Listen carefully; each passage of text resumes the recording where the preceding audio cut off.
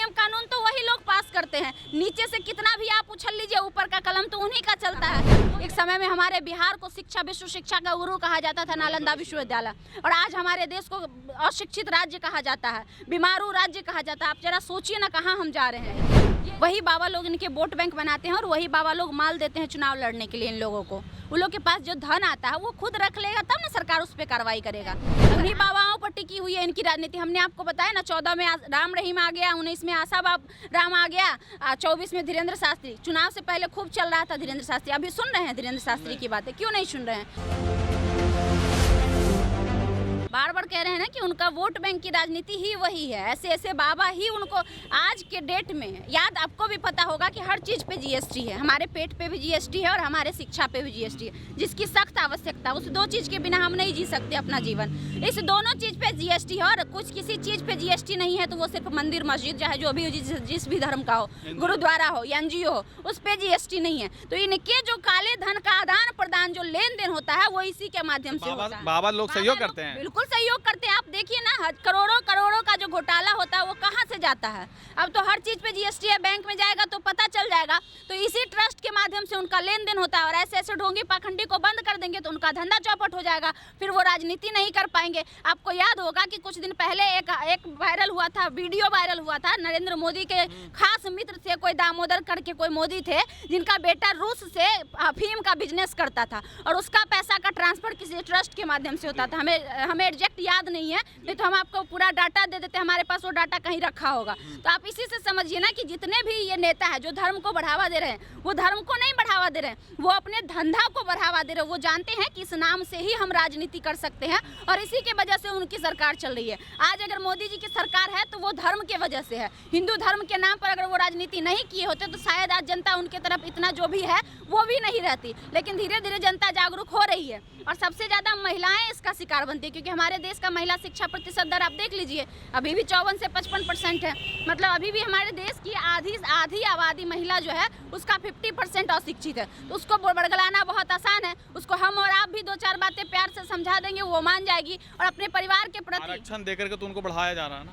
तो आरक्षण दिया कहाँ जा रहा है? घोषणा हुआ था 23 में कि महिलाओं को 33% आरक्षण दिया, अभी तक लागू हुआ है?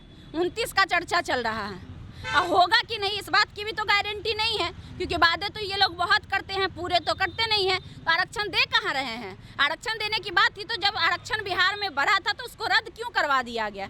वही कुछ मनुवादी सामंती लोग जो है, जो ऊपर पद पे बैठे हुए 90% पे कुंडली मार के, वो नहीं चाहते हैं कि बाकी जो लोग बैठे हुए हैं, सामंती मनुवादी सोच के जो लोग हैं, जो भी ऊपर बैठे हुए हैं, सिंपल सी बात है, अपर कास्ट के ही लोग होंगे, वो होंगे जो, इसलिए क्योंकि दलित कभी जा गया वहाँ तक पहुँच पाया नहीं है। अब तक नहीं पहुँच पाया। आज़ादी हुए 75 साल हमने मना लिया, लेकिन अब तक नहीं पहुँच पाया। तो जो बैठे हैं वो फॉरवर्ड क्लास के लोग हैं और फॉरवर्ड क्लास में भी सभी नहीं है, कुछ फॉरवर्ड क्लास के लोग हैं जिन्होंने 90% पर कुंडली मार के बैठा है, जो चाहते नहीं है कि हमारे जगह से ये सीटें घसक जाए, क्योंकि वो जानते हैं कि जब दलित आएगा, ओबीसी आएगा, SC ST आएगा तो वो अपने हकदारी की मांग करेगा। तो वो नहीं चाहते हैं कि वो सारे नियम कानून तो वही लोग पास करते हैं। नीचे से कितना भी आप उछल लीजिए, ऊपर का कलम तो उन्हीं का चलता है। तो यही तो सबसे बड़ी राजनीति है कि उन लोगों के हाथ में देश का बागडोर है और वैसे लोगों के हाथ में देश का अगर बागडोर रहेगा तो हमारा देश कहाँ जाएगा? आपको लगता है कि इतनी बड़ी घटनाओं से पूरे देश की जो है महिला हो, पुरुष हो, जो भी जनता, आम जनता जो भी हो, क्या समझदारी उनको आ जाएगी कि इस तरह के जो बाबे हैं, जितने पाखंडी हैं, उनके सत्संग हो या कोई भी कार्यक्रम में हम नहीं जाएंगे, उन पर विश्वास नहीं करेंगे?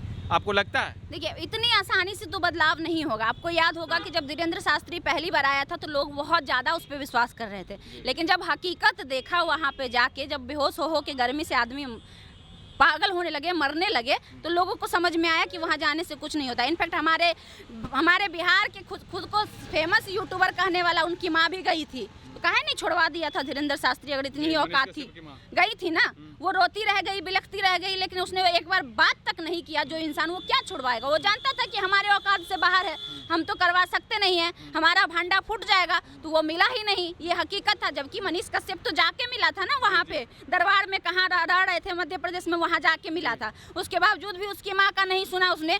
तो सिंपल सी बात है, इससे बहुत सारे लोग ऑटोमेटिक जागरूक हुए कि ऐसा कुछ है नहीं जितना दिखता है, वो हकीकत नहीं है। हैं और आने वाले समय अचानक से पूरा ख़त्म तो नहीं होगा, कुछ वक्त लगेगा लोगों को समझने में, लेकिन लोग समझेंगे और हम जैसे लोग जो हैं, आप जैसे लोग जितने भी हैं, जो इन्फ्लुएंसर हैं, यूट्यूबर हैं, मीडिया चैनल के लोग हैं, अगर जागरूकता फैलाना का प्रयास करेंगे तो आने वाले समय में ये नहीं होगा। केरला में काहे नहीं होता, कोई बाबा चल जाए केरला में, आप सोचिए ना, केरल भी तो भारत का ही राज्य है, वहाँ कोई बाबा क्यों नहीं जाता है? क्योंकि वहाँ का शिक्षा प्रतिशत दर 97% है, वहाँ लोग शिक्षित है, वहाँ लोग ऐसे ढोंगी पाखंडी को नहीं मानते हैं, वो जानते हैं कि हमारा भविष्य हम तय करेंगे, ना कि कोई ढोंगी तय करेगा। लेकिन बिहार का शिक्षा दर आपको पता होगा, उत्तर प्रदेश का शिक्षा दर आपको पता होगा, तो जितने भी लोग, सबसे बड़ा है एक ही चीज़ है जो इसको टाल सकती है, वो है शिक्षा। शिक्षा वो सिरनी का दूध है, जो पिएगा दहाड़ेगा, चाहे वो आप हो, चाहे वो हम हो, चाहे वो हो, चाहे वो हो।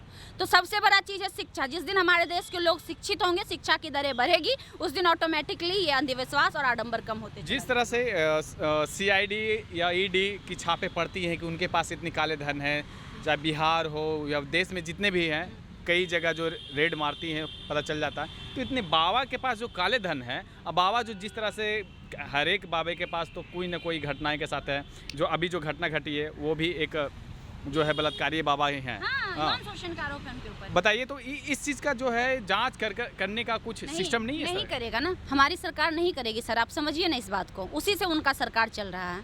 अगर इस बाबा को संरक्षण नहीं देंगे तो उनकी वोट बैंक खराब हो जाएगी।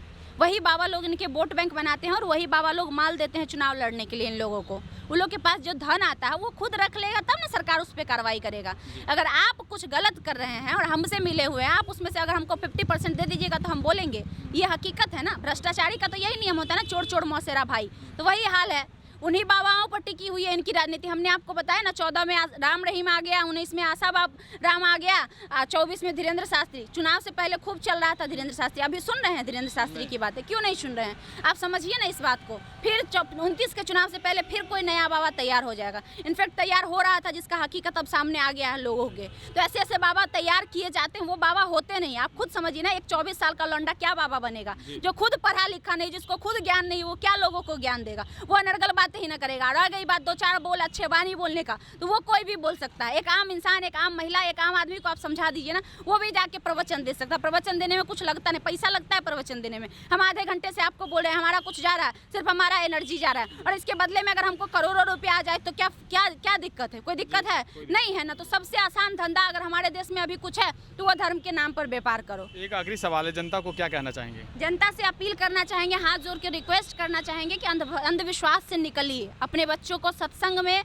अपने बच्चे को बाबाओं के पास ले जाने के बजाय अगर आपको ले ही जाना है तो शिक्षा के मंदिर में अपने बच्चे को ले जाइए। जो पैसे आप दान देने के लिए रखे हुए हैं ना बचा के घर में, उस पैसे से बच्चे को पढ़ाइए, लिखाइए। आपका भविष्य ऑटोमेटिक उज्जवल हो जाएगा। आपको कोई आवश्यकता नहीं पड़ेगी किसी बाबा से अपना भविष्य उज्जवल करवाने की। भविष्य उज्जवल सिर्फ और सिर्फ मेहनत से होता है, शिक्षित होने से होता है, ना कि किसी के चक्कर में होता है। अगर ऐसा होता तो शायद जितना भी शिक्षा बड़ा कोटा है, कैम्ब्रिज है, कैलिफोर्निया है, वो नहीं चल रहा होता। एक समय में हमारे बिहार को शिक्षा विश्व शिक्षा का गुरु कहा जाता था, नालंदा विश्वविद्यालय, और आज हमारे देश को अशिक्षित राज्य कहा जाता है, बीमारू राज्य कहा जाता है। आप जरा सोचिए ना कहाँ हम जा रहे हैं।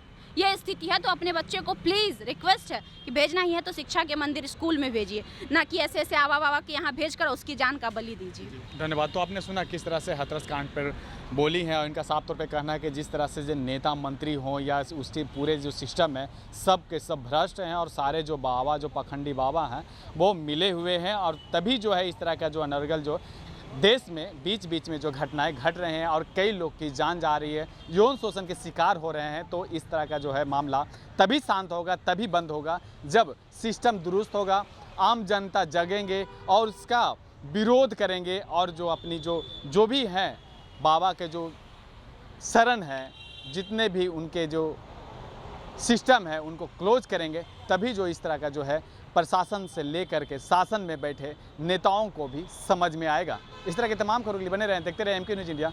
धन्यवाद।